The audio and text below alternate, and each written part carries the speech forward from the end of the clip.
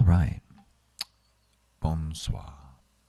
It's the Up at Night with John, podcast episode 2, and I am John the Mystic, aka Jonathan, with an episode 2 podcast that really, for all intents and purposes, should be episode 4 or 5 right now. It's been a bad time, obviously, globally.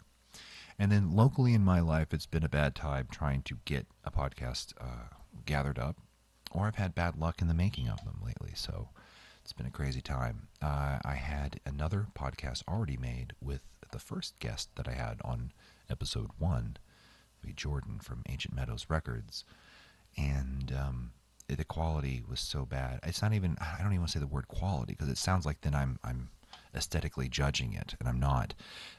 The audio quality was so bad that it was unusable after the at certain points on Jordan's mic and things like that. So I just think that was a train wreck. It was a good podcast, but it was a train wreck quality wise. So that was thrown out. I had lined up a couple more guests and had some logistical errors happen in between, and hopefully those guests will be on the podcast later. Just for right now, the timing was misfired or this and that. You're dealing with different time zones, different people's lives, different people's schedules. This happens all the time. So there you go. So I thought to myself, I like to interview people. I like to talk to people. I like having people understand who someone is or what the impetus behind their choices are, specifically. And so I thought, you know what? How about myself? Since I am the last ditch guest effort, whatever you want to call it, then I think I have kind of a case to make myself the last guest then possible. So on this podcast, I'm going to do a couple of things. I'm going to talk a little bit about myself, what this podcast is going to be, my plans for it, and my story, projects that I'm going to be doing, things like that. So let's go ahead and start with that. It's 3:00 in the morning for me right now. It's Tuesday, March 24th. Man, it's been an insane few months for everyone, I'm sure, with the coronavirus, right? The scourge of Wuhan, if you will. This virus has exposed a huge hole in our infrastructure, I'm sure to say. And, man, woo! It's, I don't know. Do I even need to get into it, to be quite honest? I think everyone has seen it and everyone's heard everyone's opinion on it. I don't think mine is that novel. Anyways, so let's first talk about this podcast and this whole project here. My YouTube channel is not really all my podcasts. It's not going to be, at least. I'm a producer, a music producer, among other things, in that field, I guess you can say. I do, and I wanted to make kind of a hub for my projects because I'm not a very I'm a focused person, but I'm not a very laser focused person when it comes to the things I do. That's just not my nature. So I like to have a hub where I can do whatever the hell I want to do. If I want to make a music video for a project that I do, or release an album on another label, or do a podcast, or do a live performance, then I just wanted to have somewhere I could just do it all. And I wanted to make a podcast that was pretty regular as far as upload times are concerned. And I really apologize for this one hiccup in me wanting to do that, because it's how I wanted to maintain a nice upload schedule the whole time, and this is just a big, like I said, which is why we're here making this one. So, anyways, I I wanted to have different outlets for my projects, and some of the projects I do are classical projects with, and that runs the gamut between epic, so-called epic orchestrations, and to other versions of that. But I do a lot of those kinds of scores, things like that. I make a lot of retro music. I like. I don't like making synthwave per se, but I do like making horror music from the 70s and 80s and things like that, and trying to learn, more importantly, trying to learn like how it's done. I don't know. I was a huge nerd about that kind of stuff. And then my own music, which has said sounds nothing like that. So I wanted to have somewhere I could put all that up there. I'm starting a label, and that label is going to be mainly I guess you could say, dungeon synth label. I don't want to say it though. I think it's going to be more or less like a catch-all for things with that flavor. And I've got 2 albums lined up to be released on this label. By the way, the label is called Scribe and Bard Emporium. That's what it's going to be called. And every one of the projects are going to be high quality packages that goes with them. High quality packaging ideas, things like that. Clever packaging of the album with something interesting like a book, or some kind of set kit, things like that. And the first project that we're going to be doing is, and this is going to be pretty soon, as soon as I have a couple of logistical things get taken care of, then I'll announce the release of this. But the first release I'm going to do on this is going to be sort of a dungeon synth project, or a, if any of you are unfamiliar with dungeon synth, I don't feel like going into a diatribe describing it, so I will just say, imagine role-playing music, and then whatever, there's millions of flavors of that, and then you'll have essentially that. I have an album from a producer that I know from Canada that I'm doing, and it's actually a woman. Her name is Walking Widdershins. The Forest My Temple is the album name, and it's a really, she's a pagan, like a practicing pagan. She made me understand, which I did understand, but she was very adamant about people understanding that she's not a Wiccan, she's a pagan. And we're going to be releasing that album on cassette and digital, and also we're going to release a book and kit that comes with it too. There'll be a couple of tiers of packages for that album, and the final tier, I guess you could say, will be a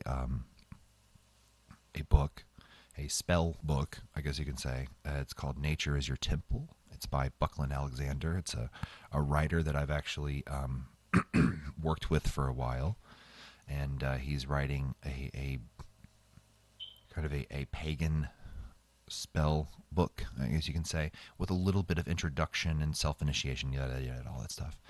And that's the final would be that with a spell kit. So it would actually come with various tools and ingredients to do your thing.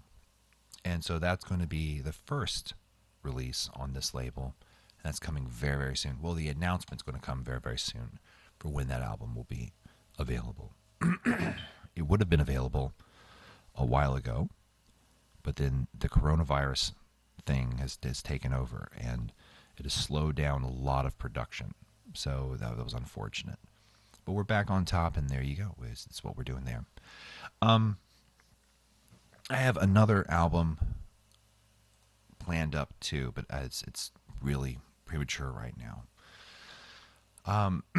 Anyways, so how have you guys been? How are you? Are you alone? Are you wondering where I am on the phone?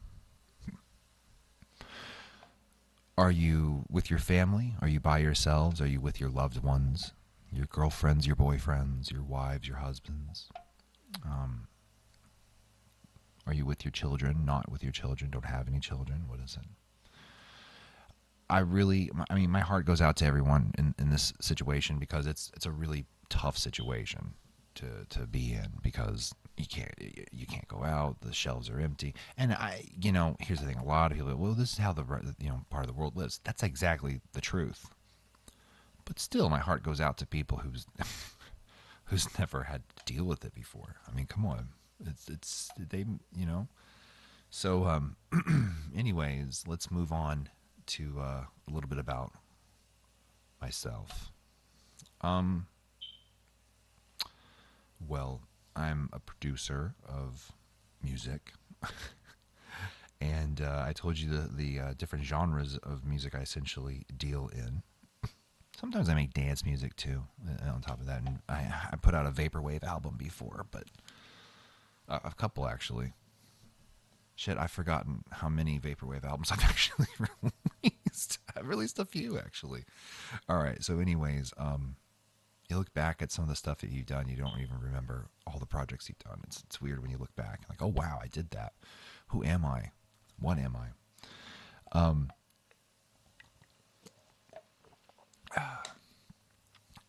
I I have been at it for a long time, and I have been at it in different ways for a long time. I originally began as a guitarist, and I was a rocker and rock and roll. That's how it was for me. And I wanted to be a shred guitarist for the longest time. So I became a shred guitarist. I was like 15. I started just, I mean, I worshiped Randy Rhoads solos. I would just play them over and over and over and over and over and over and over again. And I would play them note for note. And then I just started moving out from there and started, Marty Friedman, yada, yada, yada. Uh, I forgot it. For right now, I can't remember his name, and I hate that because it's something that'll come to me like in a second later. But the other guy that was with Marty Friedman in Cacophony, Jason something, he died. It was a very tragic life. Amazing guitarist. That's the kind of stuff that I was into at the time. I didn't like the music aesthetically. Let's just be real. I didn't like the music aesthetically, but I loved the ability to play like a demon. So I wanted to do that. That's what I did, and got into bands, grew up and da da da da. And I was really serious about trying to start a rock band, and aesthetics changed in music, so you had to change with it, and da da da da. Working with other people, it's difficult. I was a douche.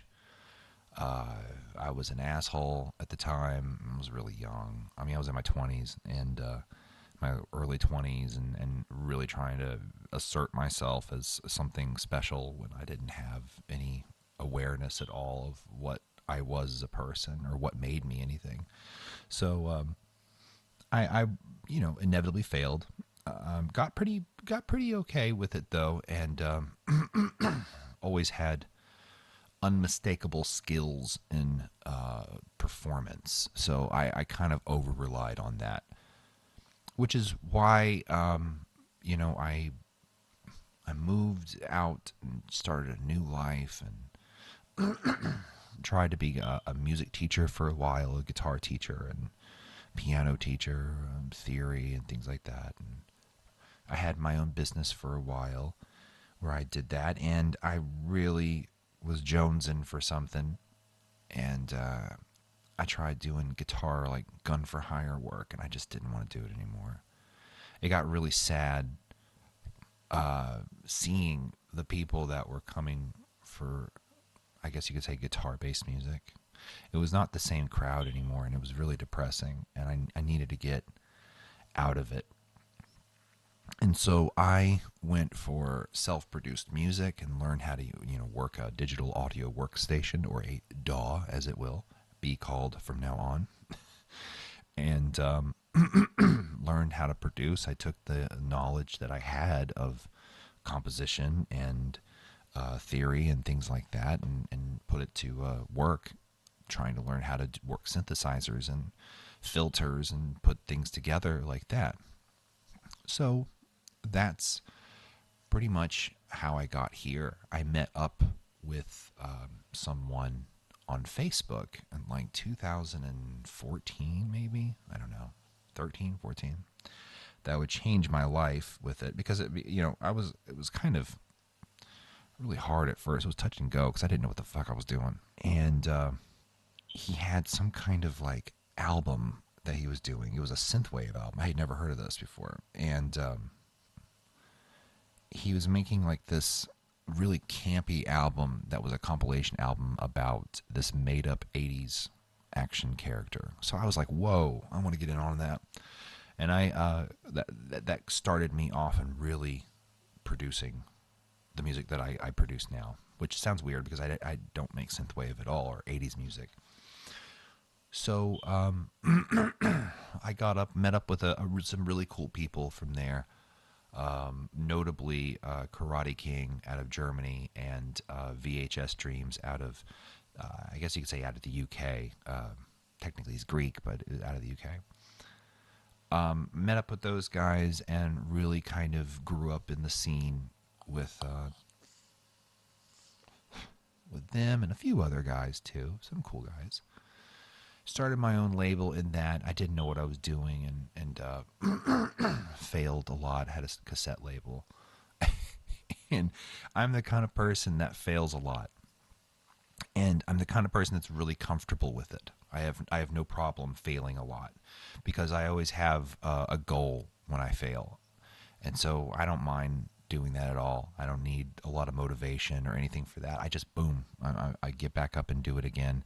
And it's just been my nature since I was a little kid. And after that, I started producing my own albums after I got better and understood what I was doing and found my voice. And then here we are from here.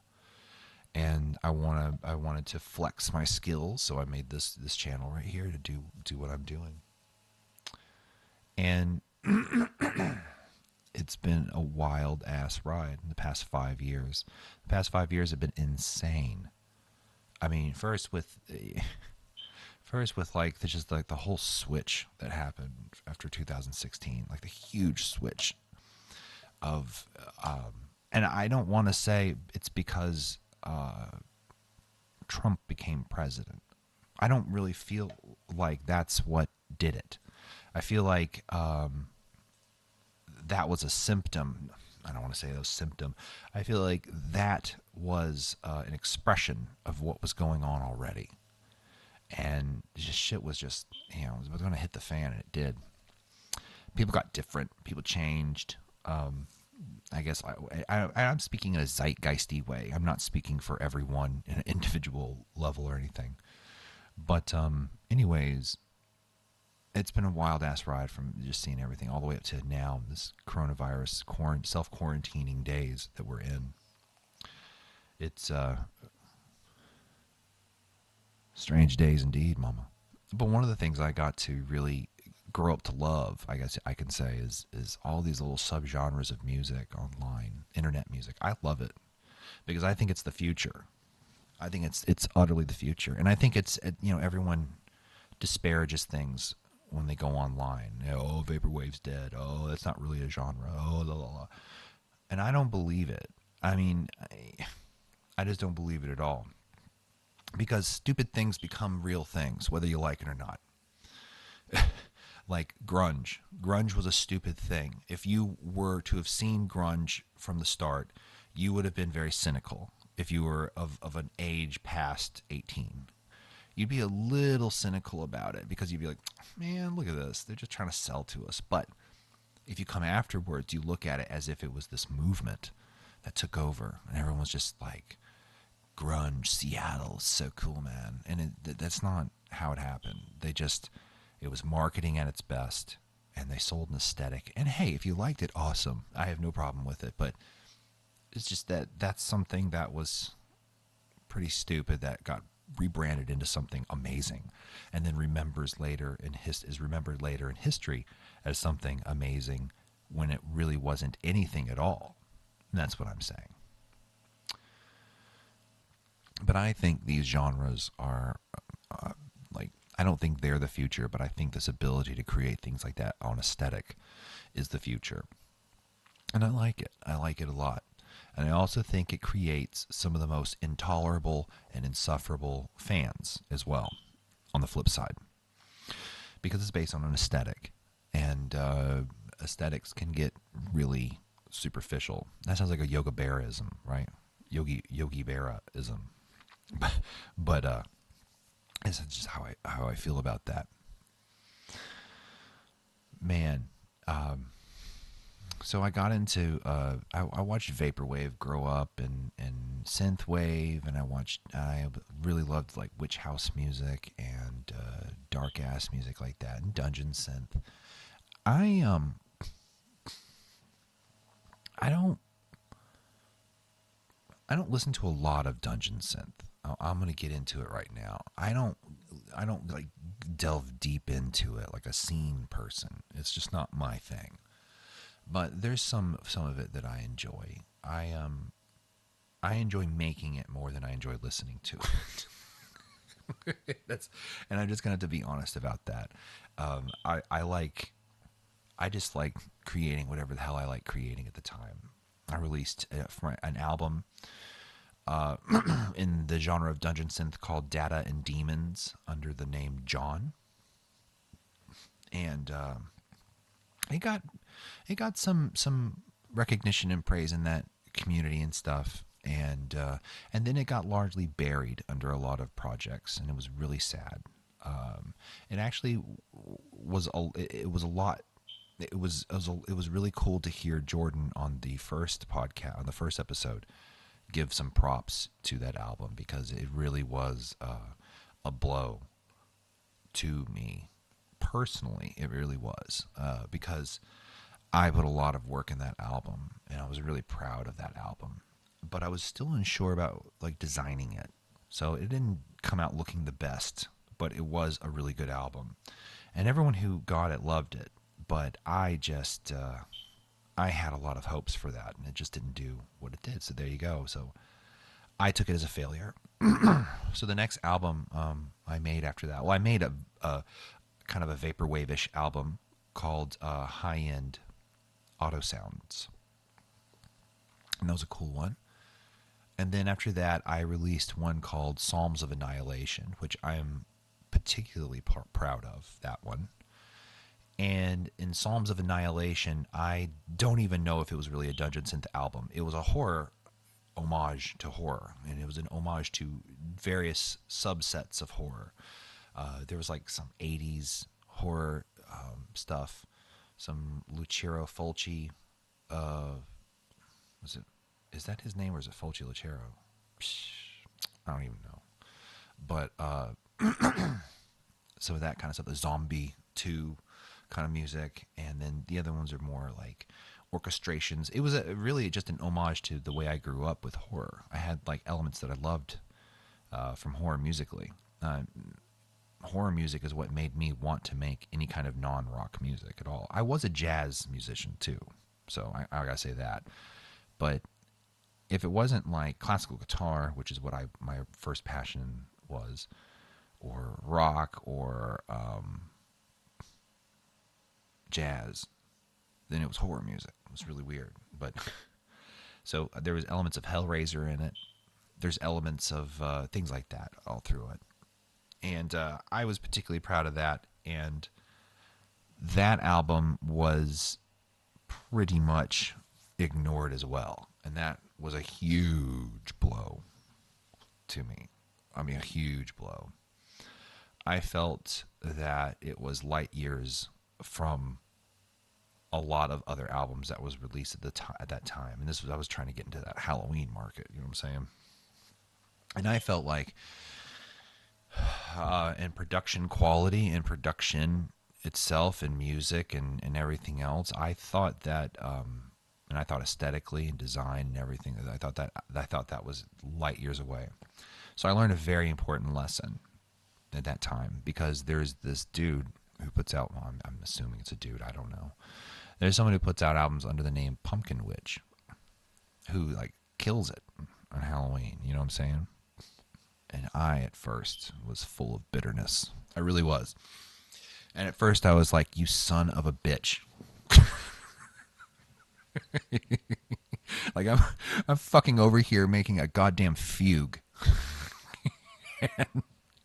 This cat over here is fucking like, here comes the pumpkin witch. Here comes the pumpkin witch. After I got over my bitterness at first, I then was like, let's do this. I put head to head this albums, and I learned something. I was like, well, here's the problem. He makes a point when he does what he does, and the point is succinct, and it's all together. He has like this whole design to it. He has like it's all cohesive. It's a color scheme. It may look simple, and it is simple, but it's all put together like that, like a product, like a product in a store. And so I learned a very important lesson from there. And so the next time I make an album, which I'm working on right now, I've learned a few things. It's not going to be as flexing as it's been before, I think. I've always had a problem with that. I've always had a problem with musical flexing. Always have. I started off as a shred guitarist. Well, actually, technically, I started off as a classical guitarist, but yeah. I will be doing that for the next album I put out. No music flexing at all. But anyways, I got asked by some guys in Greek hip-hop circles after hearing that album to make some dark trap, which put me down this path of making dark trap too on the side, and leasing out beats and stuff. So I did that. Thankfully, that album opened that whole thing up for me, because it made me some extra money. Anyways, that's the story, the short version of the story of me. I got into music I don't even remember anymore. But I love making music. I love being crazy. I love doing crazy things with music. I love pushing envelopes. I love new, novel approaches. It's what I live for. Am I like I guess I guess I could say I'm the musical equivalent of an auteur. So I think for me, I feel like every album that I make should feel like, not to the audience, but to me, a movie of some kind, because I'm like the director of it. And I'm like an old time director, action kind of thing, with the pants and the seat and the pith helmet and shit like that. And the riding crop. Why did they have riding crops? Did they have riding? Am I making that up? I could be making that up right now, though. I don't even know if they had riding crops. I think they did. So here we are out here amid a toilet paper drought, as well as a few other things. At least for me, the store, the Kroger that's nearest me, they're out of everything.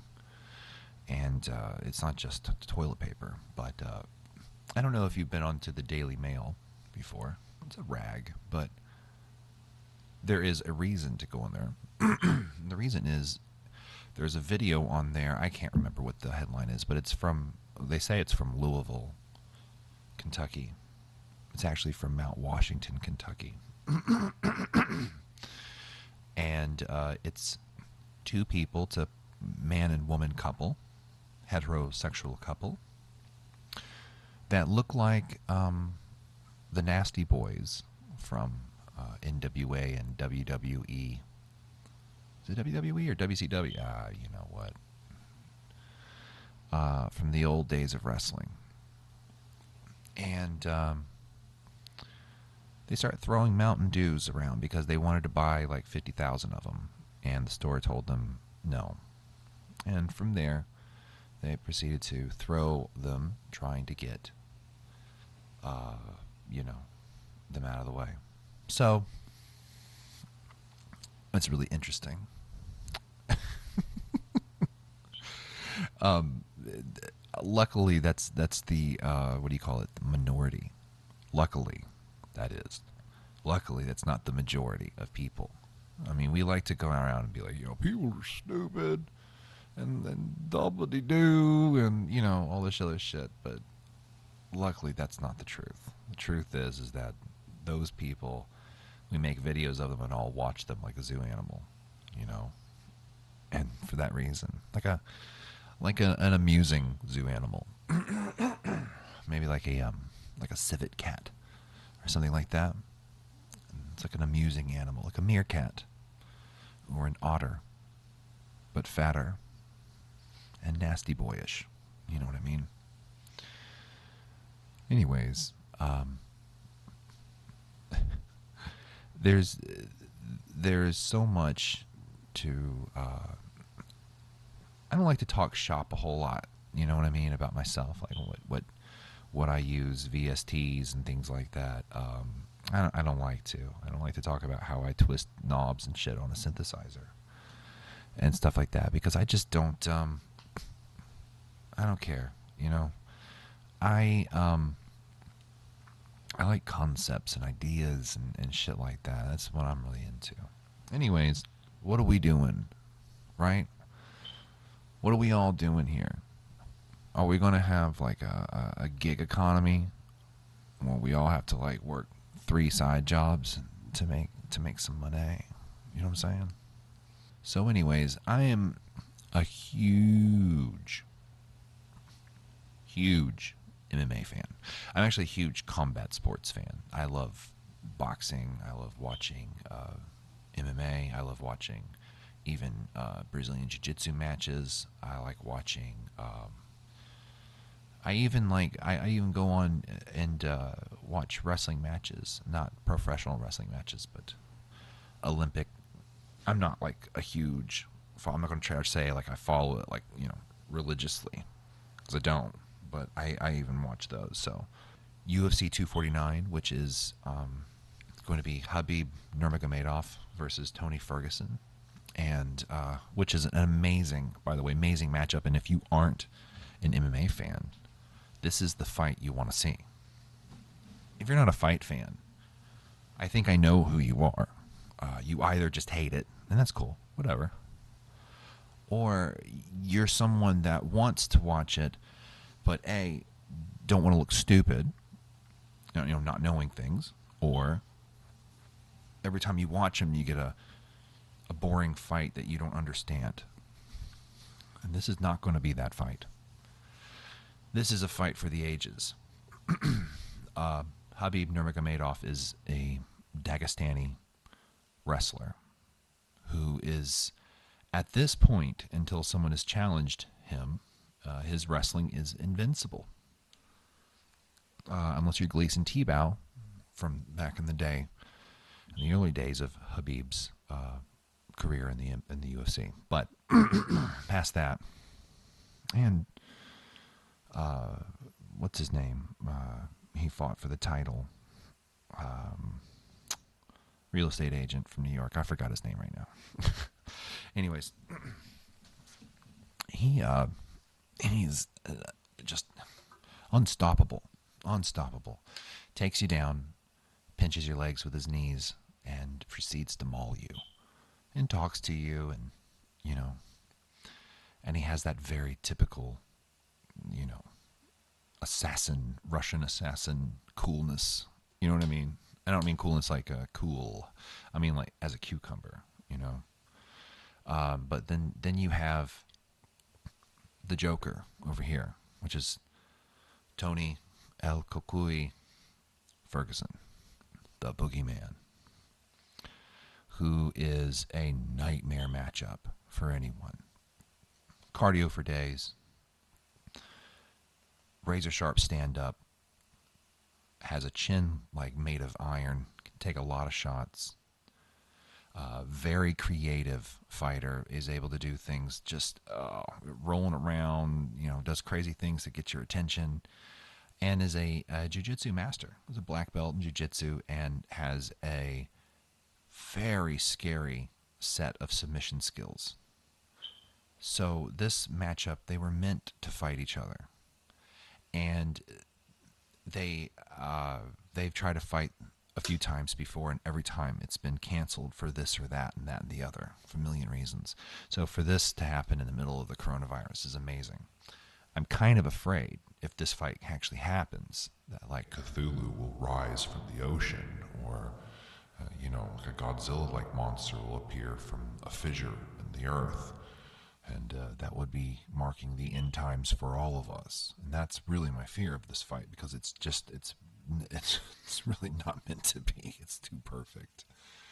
But the UFC is going to take this fight and do a closed door event with no one in it. So now we're talking like blood sport rules. This is all not rules, but blood sport like type stuff. This is going to be awesome. I love it.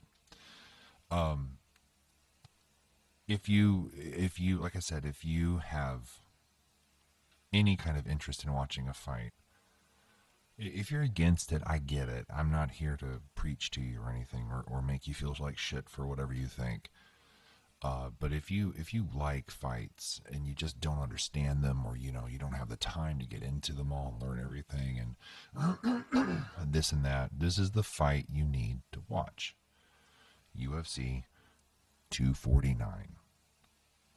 And I hate to try to make predictions, especially in MMA.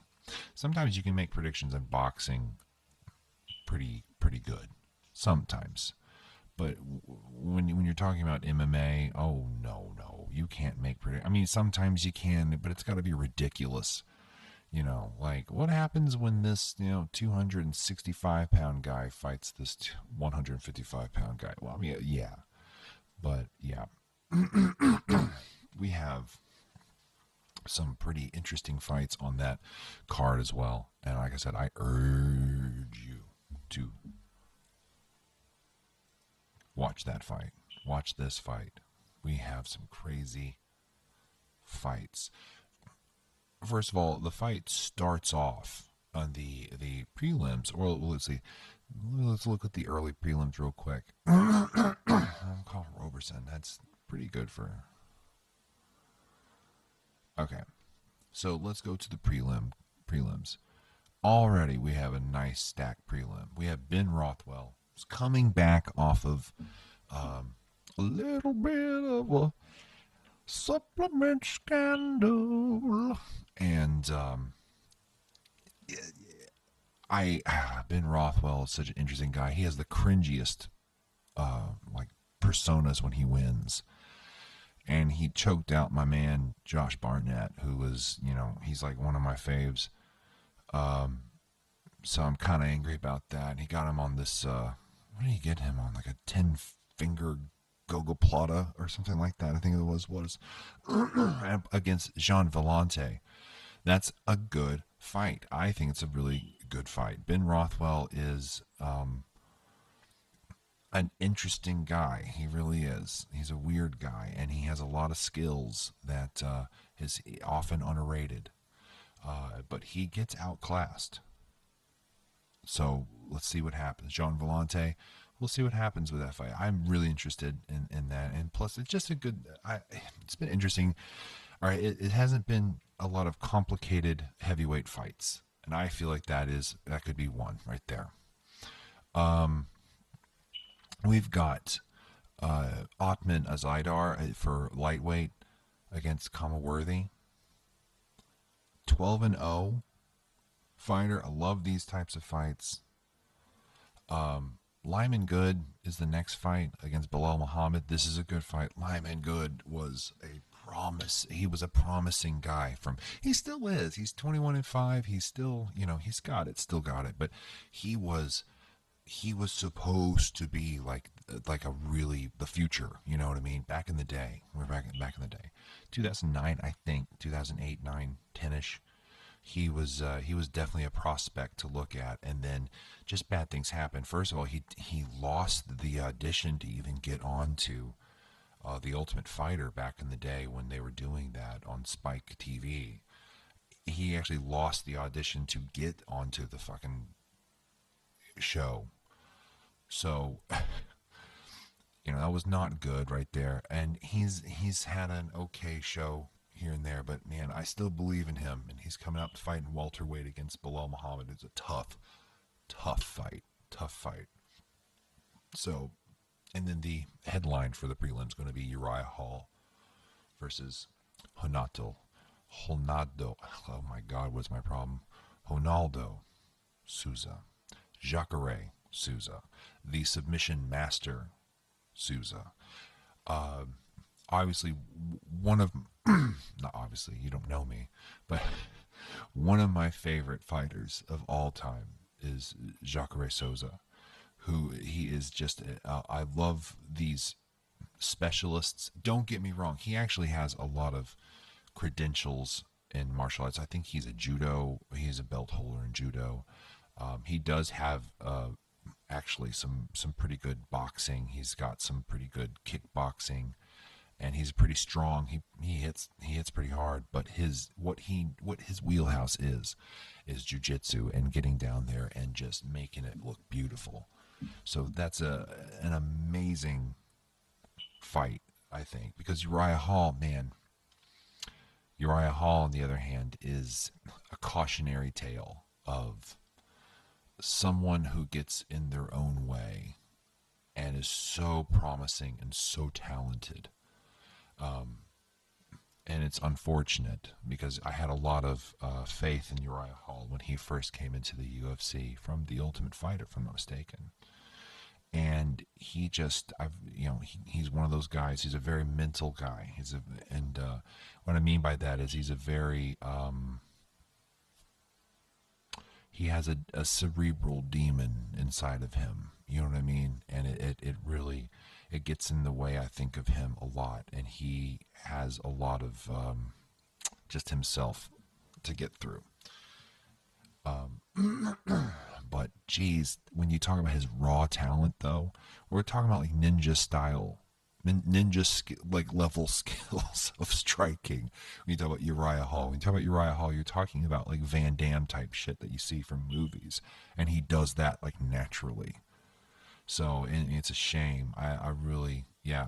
I'm calling for Jacare in this one because my loyalties ride with that. Sorry.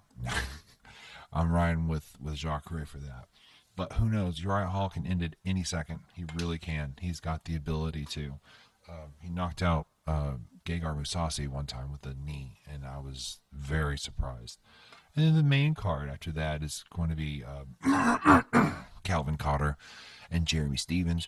Woo, that's a fight. Calvin Cotter is this tough guy who's come on the scene. Tough guy. Guy who he puts it in your face, and he's very hard to put away, and he's in your face the entire time. He's a nightmare to really fight. If you've ever sparred or if you've ever actually fought professionally I'm not saying I fought professionally, but if you've ever fought professionally or amateur, or if you've sparred, you know that what a nightmare it is to deal with guys who just stay in your face no matter what. It's a nightmare. And so he's one of those guys. Jeremy Stevens, on the other hand, is a guy that if he hits you, you go to sleep, and that's it. That's enough. You go into a dreamful sleep. And he's a little guy, featherweight. So that's crazy. 145 at 145 pounds, he puts men to sleep. We have in the lightweight Islam Makhachev against Alexander Hernandez. Hernandez is another promising prospect. He's like a young buck right now, so he's wild. We'll see what happens against the disciplined Islam Makhachev. We'll see what happens. That's an interesting fight. I'm calling for Islam on that one, but who knows? Who knows? And then Jessica Andrade versus Rose Namajunas. Woo! Rose Namajunas was the champion, the women's strawweight champion, after she defeated Joanna Jędrzejczyk, and did it in spectacular fashion. Finished her, finito, and then fought her just tooth and nail for 5 rounds and beat her after that too. So she did it twice, and it was an amazing story. Rose had a fascinating journey to that championship. Anyways, and she fights Jessica Andrade. Jessica Andrade is a tank. She's a tank of a straw weight, and she got in there and was getting beat. She was getting dominated by Rose. Rose's boxing and footwork is just on another level. It's high class, high class, and she was beating her on the feet, and then the next round happens. Jessica Andrade picks her up and slams her on the ground, and it's over. Spikes her head. Boom. Rose is out. Andrade wins. Andrade, of course, fights Zhang Weili. Zhang Weili tools her up for, I think, 40 seconds or a minute and 40 seconds, something like that. And then Zhao Zhao takes her out, takes out Joanna Jędrzejczyk, and now she's sitting at the top. I'm on the Zhang Weili train. I am. But anyways, so it's a good fight. It's redemption for Rose. Let's see what happens. I'm really fascinated with that fight. I'm calling for Rose on that one. But Jessica Andrade is a strong tank, so who knows? And then Khabib Nurmagomedov versus Tony Ferguson. I talked about that before already. Whew. What a fight. What a fight. What a card. This is the fight. This is the card you guys want to watch. If you are not, if you're like, fighting's boring because nothing happens. They roll around on the ground. Like, I mean, I don't know what to tell you when you say things like that. But all I can tell you is that Jeremy Stevens versus Calvin Kattar is not going to be a rolling on the ground fight. That is going to be a rock'em sock'em robot fight, and you're gonna love it if you watch it. The Islam Makhachev and Hernandez, maybe a little rolling on the ground, but it's gonna be dynamic. Andrade and Rose, again, no, there's not gonna be rolling on the ground here. Rose has submissions, she does, but she has footwork and she has sweet boxing. And Khabib and Tony, well, when it hits the ground, trust me, you're not going to be bored at all. You're talking submissions. You're talking spectacular position changes, spectacular sweeps, and guard passes and things like that. You're gonna see action. Trust me. This is the fight card for you to watch. I mean, you got to do it, guys. This is it. This is the once in a lifetime fight card because of this fight right here. Khabib and Tony. Whew. Don't listen to the wolf tickets. Don't buy the wolf tickets with Connor and Khabib. That's wolf tickets, yo. Don't do that. What you want is Ferguson and Khabib because that's the rightful owner of the fight. Right there. So anyways, yes, I'm a huge fan of MMA, huge fan of boxing, huge fan of combat sports, huge fan of martial arts of all kinds. To be quite honest, I've always had a love for it. Always have. When I was a kid, I did kung fu and Wing Chun.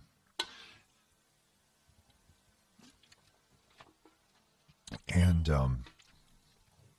and I still practiced Wing Chun for a while after that too, but not.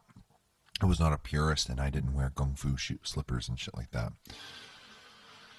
I boxed a little bit, and when I say box, I mean I trained in a little bit. I didn't do a whole lot at that time sparring, and I didn't do a whole lot of anything else. So let's make that clear right there. And I had a couple of friends who were like crazy karate guys. Like they were black belts and yada yada, and they did their own little training sessions. So I would learn how to kick from like high kicks and things like that, like how to throw like real roundhouse kicks and things like that from these guys. So I put that stuff together, and then I went out and trained some more, and what did I do? Yeah, it was in another guy with boxing and wrestling, and I had never really wrestled a lot in my life except for like my brother, that was it. So I learned like basic positions and counters and or reversals and things like that. And it was just real basic stuff. Nothing, you know, crazy. And then I started learning a little bit of submission grappling, and I hate to say like something as vague as submission grappling, but it wasn't jujitsu, and it was legitimate. It just wasn't jujitsu because I wasn't going to like classes and getting belts and stuff. Like that wasn't what I was doing. I was just, you know, just trying to learn things and trying to learn positions and how to do them and how to put submissions on and things like that. And then I trained with a brown belt for a while and did some Muay Thai and boxing, and now I'm going to really pursue Muay Thai for a while. I think is what I want to do. But I'm a huge student and fan of martial arts. I love martial arts. I think it's amazing. So, anyways, that's me in a nutshell. Martial arts, the occult, horror, history, philosophy, long walks on the beach. You know, Gemini. I'm actually not a Gemini. I'm a Cancer. But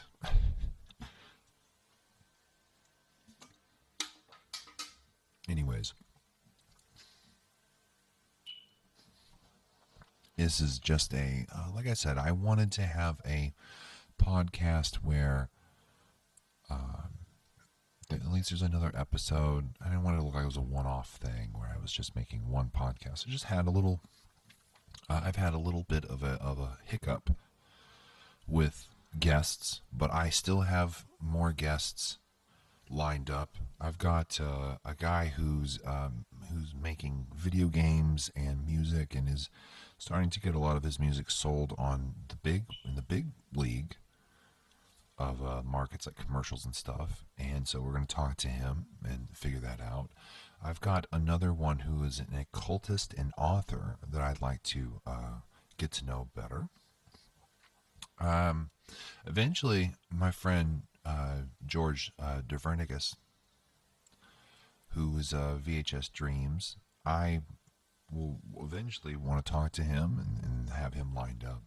So we will have some good guests. Hopefully, I'll have another one by the name of Tony Guard, who does a dungeon synth act that I wanted to talk to as well.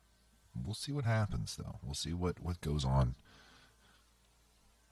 behind the soul of the shadow. I don't know. But we'll see what happens. And I will talk to you all later. This, like I said, I apologize for this week. It's just a slow coronavirus-laden week where I couldn't get anything together. And it is what it is. If you have any questions, put them in the comments. And I will always try to answer any question in the next podcast every time. This is going to be a serious thing. I am going to try to do these very, very regularly and try to have an upload and try to make the quality better every time too. So I am going to try to go video for after this. I'm going to attempt to, and then we'll see what happens. But anyways, I enjoy talking to you. I love you all.